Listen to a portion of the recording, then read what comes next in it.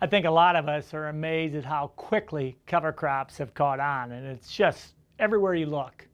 And I think for all the right reasons. I think as a grower myself, I like the thought of something always growing. You know, we talk a lot about microbials and good bacteria, and Mike and his team, we call them, and all the benefits that come from something like that in a growing corn crop and all the nitrogen they give back.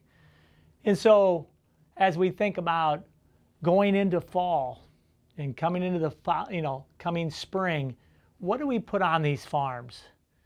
And so I'm pro cover crop. At the same time, not everything is coming up roses. And I have struggled a time or two, and I thought, why not just share the things I like and the things that I'm concerned about? And we probably won't talk a lot about carbon credits and all the dollar return, because I think that's yet to get better.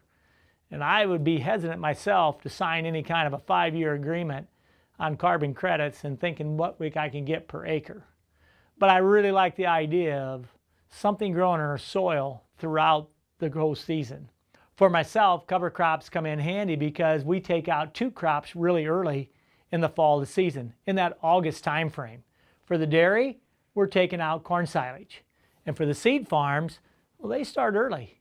It's not uncommon by August 20th, we've already are starting to do some tillage, and we've got a long growing season from that end of August into mid to late November before we get a killing frost.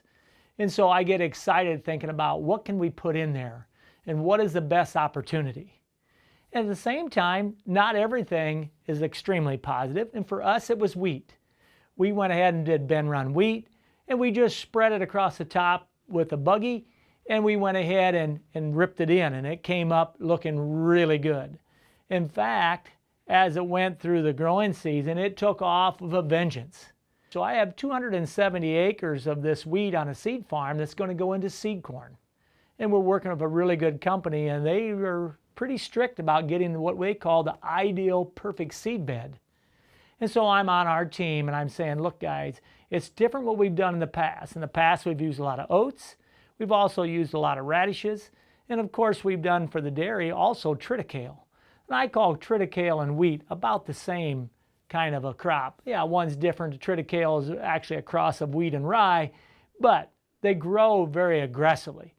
And so coming up here in this spring of 22, we had a really nice looking cover of wheat, and you can see it here. It's thick and it's green and it's heavy. In fact, the temptation was, do we keep it? Well, I come to my senses and realize that seed corn's pretty high profit per acre, but that $10 a wheat price, and I have some friends that kept their cover crop and they just actually harvested it for wheat. So the challenge was, though, for us this spring was finding that window. It rarely got even close to 50 degrees. It was extremely wet. We got the Hagee parked and ready. Chemical wasn't in the tank, but it was ready to go because Gregg's extremely nervous. What if?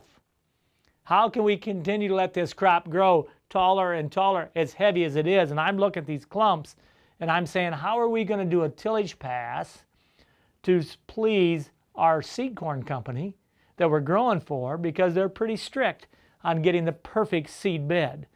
And so as I watched it go, I got more and more nervous. And the opportunity was never there to get the Roundup on to kill it.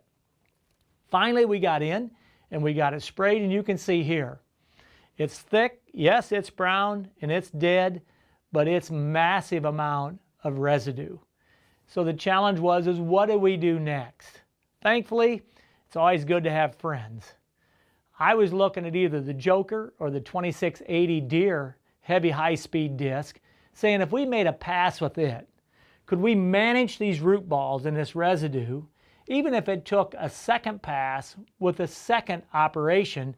I would be game to do that. I was able to we tried the neighbor's Joker. At the same time, I had a friend that had the 2680 that just freed up and said, Greg, I'd be glad to rent it to you. We brought it in with our track tractor. As you watch it run here, we were able to get it up pretty good speed. Now the Joker, there's not a lot to set. You just take the wheels up off the ground and it sinks in and away you go. And it's all about how much horsepower you got to get this thing rolling to do the job that you want.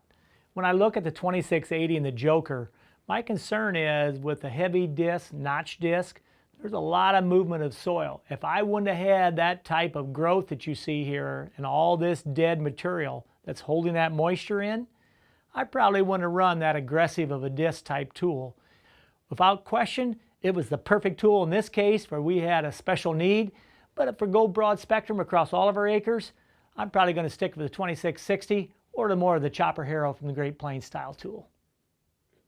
We were able to get the first pass done, and there was a lot of moisture in there, and I was concerned about the moisture. Thankfully, this soil is pretty forgiving, and after we saw the job that we had at the first pass, I said the next thing we should do is bring our Chopper Harrow vertical tillage disc in at high speed, and I believe that we're going to be able to get a seed bed. And so you see it running here, and we're running at a different angle, and as you look at the outcome here, we just squeaked through. As you watch a planter run here, we ended up with a perfect seed bed, and we got a very, very good stand of seed corn, and so it really worked out well. The lesson learned, though, for me was, let's be careful what we put in.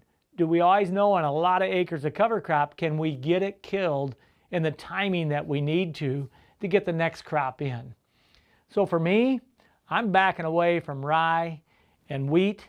At the same time, for the dairy, for a winter feed, we really like the triticale program, and we wet bale it, and it's made an excellent feed for heifers and for dry cows, and yes, even some for the milk ration, we're putting the triticale in. So I think triticale will probably stay in our lineup, but we manage it different. It's something that we take a little bit different. It comes off a little later in the season, and we bale it all off in that middle May time frame, and then we come in with beans behind it. And so it's something that's a little easier for us to manage versus where we're early in the spring with corn. So I'm shifting more to oats, which we've done a lot in the past, and the oats radish suit me well. It's where nature takes it out for me. I don't have to worry about getting that sprayer timing just perfect in the spring.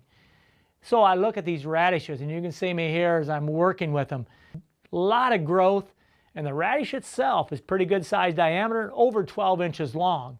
And it begs the question, if after it freezes off, what pass would I make in the spring? And so we came in with the vertical tillage harrow, Chopper Harrow, and we got a really good seed bed in it. I watched really close to say, if that size of a tube and that size of a root, are we going to have a decayed spot where corn itself wouldn't germinate? Didn't see it, liked the outcome. So for me, the radish and the oats has become a mainstay in our cover crop program. So behind the silage and behind the seed corn early, we're coming in with the oats and radish, and I've kind of switched to buying a certified seed. Didn't really like the weed pressure I was getting out of just some of the Dakota oats that were coming in the local feed store. Not a big fan of all the weed pressure I felt like I was seeding out there, so went ahead and spent the money. And so we're looking at that $25 an acre on this seeding that you see here. So when I look at that $25 for the certified seed, I think it offset by saves that winter annual sprayer pass, where we're coming in chemical in that $14 to $15 range. That remaining $10 of extra cost, I think, comes back to us in soil health and tilth. Kind of hard to prove. Seed corn companies aren't really wild about doing a lot of yield checks. They come in and they mass harvest, and it's off it goes. But I like the outcome, and I think it's going to do exactly what we want. And that's that we're going to increase that coverage. We're going to have some really good soil health. And I think it's a program we can work with for our farm and continue to work with in the future. And it makes a lot of sense to us.